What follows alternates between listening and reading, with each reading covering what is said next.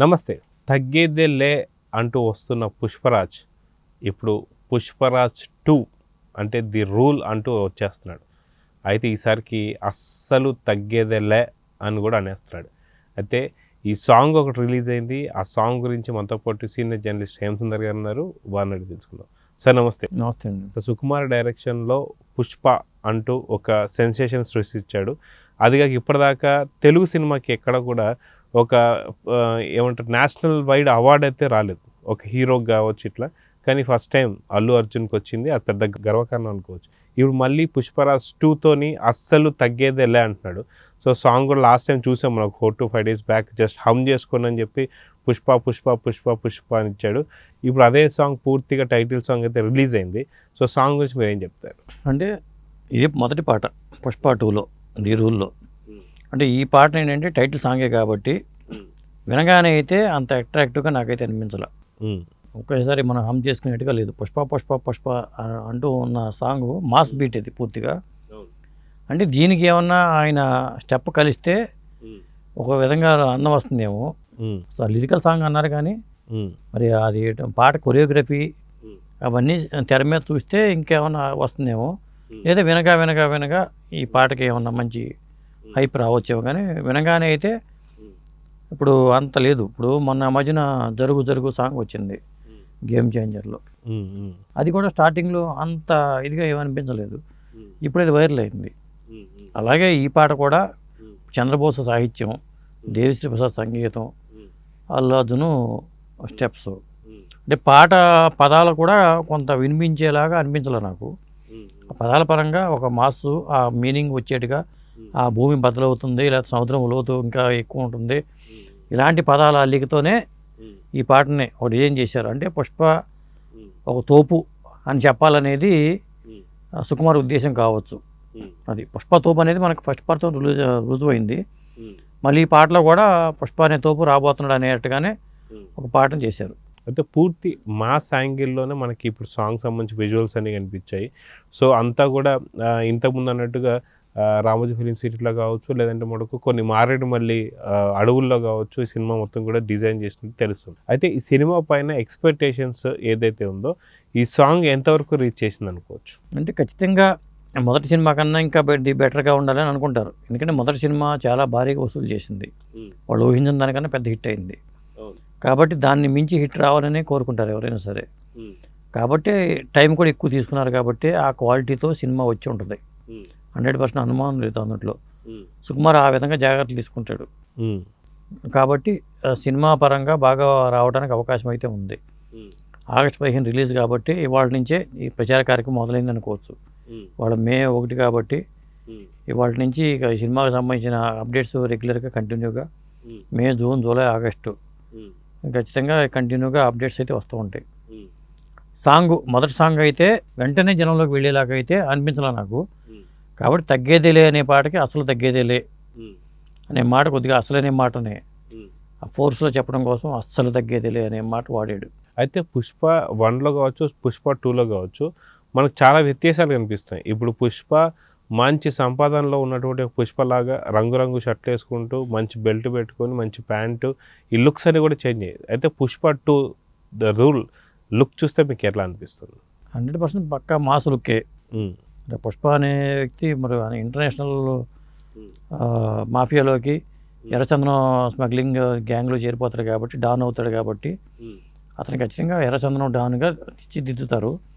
దీనికి కూడా నేను అనుకోవడం ఏంటంటే ఇంకో కొనసాగింపు పెట్టేలాగానే మళ్ళీ ఇంకో 10 ఏళ్ళ తర్వాత కూడా మళ్ళీ పుష్ప మీద ఇంకో సినిమా చేయడానికి వీలుగానే వదులుతారు ఖచ్చితంగా. ఈ మధ్యన తెలివితేటలు కూడా ఎక్కువ అవుతుంది డైరెక్టర్లు కూడా. మళ్ళీ ఒక సినిమా చేసుకోవడానికి మళ్ళీ పుష్ప పాత్ర బాగా పవర్ఫుల్గా హిట్ అయిందనుకో జనం కూడా కోరుకుంటున్నారు.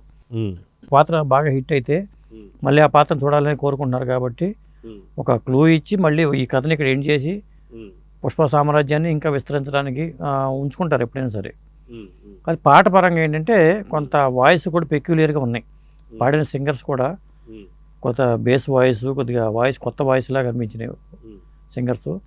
సాహిత్యపరంగా ఉంది కానీ సాహిత్యం కొంత వెంటనే అర్థమయ్యేలాగా అనిపించాల. అయితే పుష్ప అంతకుముందు చూసుకుంటే తగ్గేదేలే అంటూ ఒక డైలాగ్ అనేది బాగా ఫేమస్ అయింది. హిందీలో కూడా జుక్తా నహీ సాలా అనేది ఏదైతే ఉందో అన్నిట్లో బాగా ఫేమస్ అయింది. ఇప్పుడు అస్సలు తగ్గేదేలే అంటే ఇంకా పూర్తి ఇంకొద్ది ఎక్స్ట్రీమ్కి వెళ్ళిపోయినట్టుగా అనిపిస్తుంది. సో ఇప్పుడు చూస్తే దీనిపైన అస్సలు తగ్గేదేలే మీకు ఎలా అనిపిస్తుంది? తగ్గేదిలే, ఇప్పుడు చిన్నపిల్లడైనా తగ్గేదిలే అంటున్నాడు ఇంట్లో. ఏదైనా కోపం వచ్చి ఏదైనా అన్నామంటే నేను తగ్గేదిలే అనేది కొన్ని పదాలు అట్లా వెళ్ళిపోతాయండి. రజనీకాంత్ సినిమాలో కొన్ని పదాలు కానీ, అలాగే ఒకప్పుడు సుత్తి అనే పదం చాలా పెద్ద ఫేమస్ 4 స్తంభాల ఆటలో. అవును, సుత్తి కొట్టుడు. ఎవడు మాట్లాడితే చాలు సుత్తి కొడుతున్నాడు రా బాబు అనే టైపులో వచ్చేసింది. అట్లా కొన్ని పదాలు రజనీకాంత్ సినిమాల్లో అట్లాగే కొన్ని పదాలు, అందులో ఈ పదం కూడా చేరిపోయింది. ఈ సాంగ్ ఇంకో ప్రత్యేకత ఏంటంటే ఆ గ్లాస్తో కనిపించడం అనేది.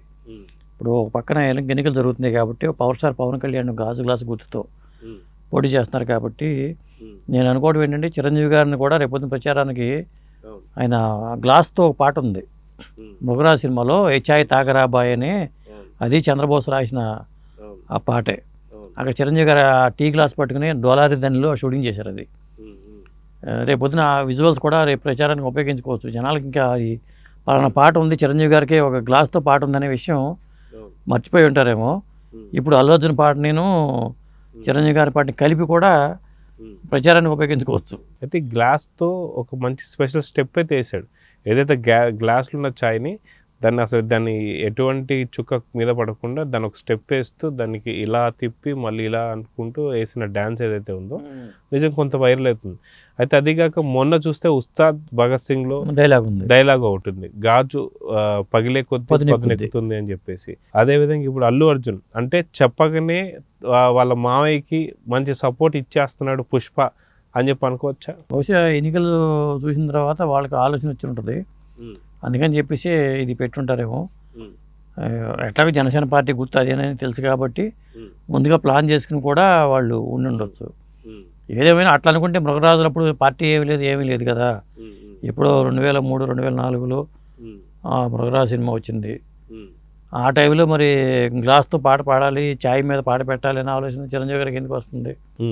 అప్పుడు లేదు కానీ ఇప్పుడు అల్లు అర్జున్ చేసిన ఇప్పుడు ఏంటంటే ఆలోచన మామయ్యకి సపోర్ట్గా అదేండి. సో మొత్తానికి ఈ సినిమాకి సంబంధించి ఆగస్ట్ 15 రిలీజ్ కాబట్టి అంచనాలు ఎలా ఉన్నాయి అనుకోవచ్చు? నేషనల్ అవార్డు వచ్చిందండి అల్లు అర్జున్కి ఉత్తమ నటుగా. మరి చాలామంది ఏమన్నారంటే అవార్డు వచ్చినప్పుడు కూడా నెగిటివ్ విలన్ పాత్ర వేసిన అతనికి అవార్డు ఇవ్వటం ఏంటి అనేది. నటుడి నిరూపించుకోవడమే కదా కావాల్సింది. నటన ఎలా ఉంది, పాత్రని మనం అవార్డుకి అట్ట చూడం కదా, ఆ పాత్రని ఎలా పోషించాడనే చూస్తారు కొలమానం అక్కడ.